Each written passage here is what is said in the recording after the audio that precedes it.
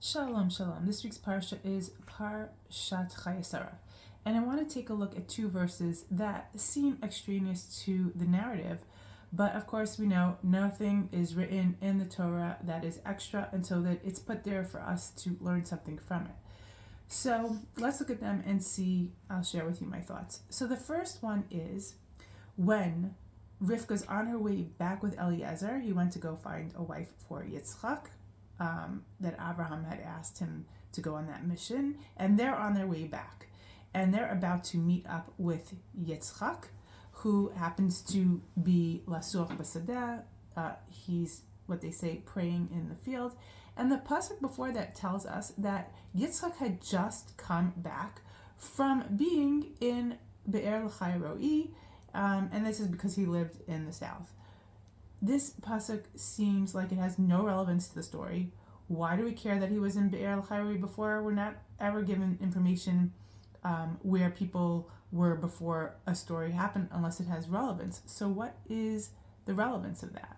And the second pasuk that we're told at the end of this week's parsha is also mentions Be'er Chayei. It says that after the death of Abraham, this is when Yitzchak already met Rivka, married her, that Abraham had died, and we're told that Yitzchak settled near Be'er Roi, which is odd. Tell us where he lived. We're not giving locations that, sometimes we're given a location and we say it's near here for a certain reason, but we're not even told where. We're just told that he went to settle near Be'er Roi. Like, that's the relevant piece of information there. So what is the relevance of Be'er Roi?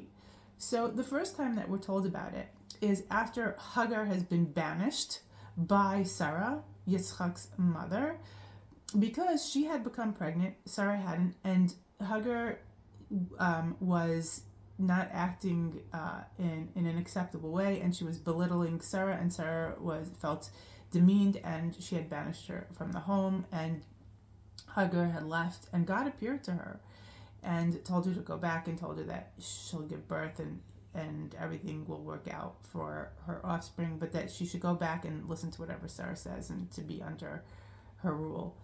And there is where Hagar encounters God, and she calls the place Be'er Roi, meaning that she has this vision. She's so taken with the fact that she has her eyes open, that she has an encounter with God, and it was so struck with such meaning and value for her life that she named this the place. And apparently it was a known thing because Yitzchak had gone there and he was in search of something. What was he in search of right before he meets Rivka? Probably he's already getting on in years. He's around 40 years old. He doesn't have a wife. His mother passed away. He's lonely, and he's in what we believe search for a wife. And why do I say that? Because after he meets Rivka, it finally says that he loved her and he was comforted from the death of his mother, and that this was something that obviously he needed and he was in search of, and that the Torah goes out of our way to tell us about it. So I think went there.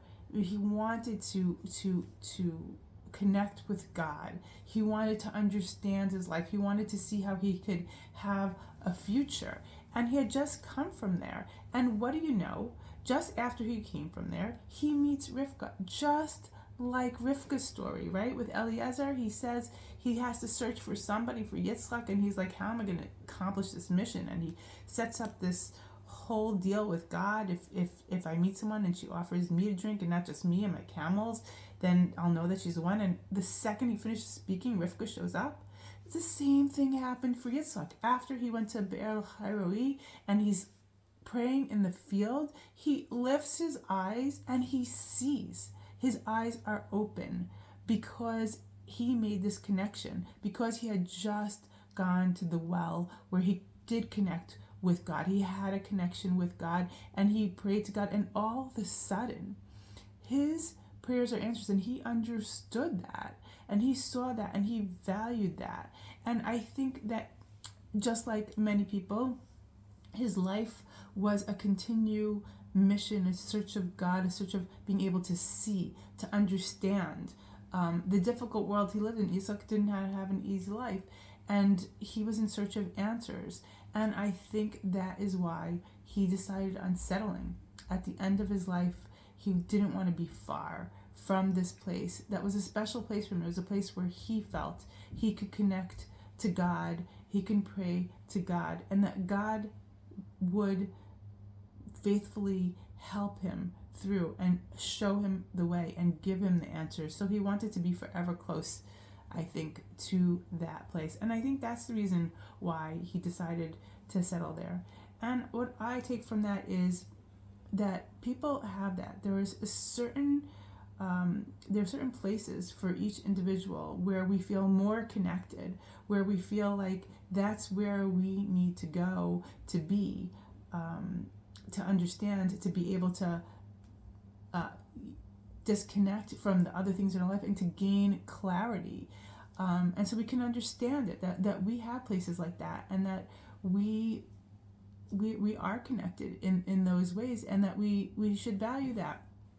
And the places where we feel can bring us the fullest life, the most clarities, we should never be far away, or never be at a long distance that we can't go back and reconnect when it's totally necessary for us. Because sometimes we can't stay in those places, like maybe it's stuck with his family or for whatever reasons, but to have it available if we can, because it's extremely valuable and it can do a lot for us and help us in our future. So Issac understood that, and that's what he was looking for, and I think that's what he did.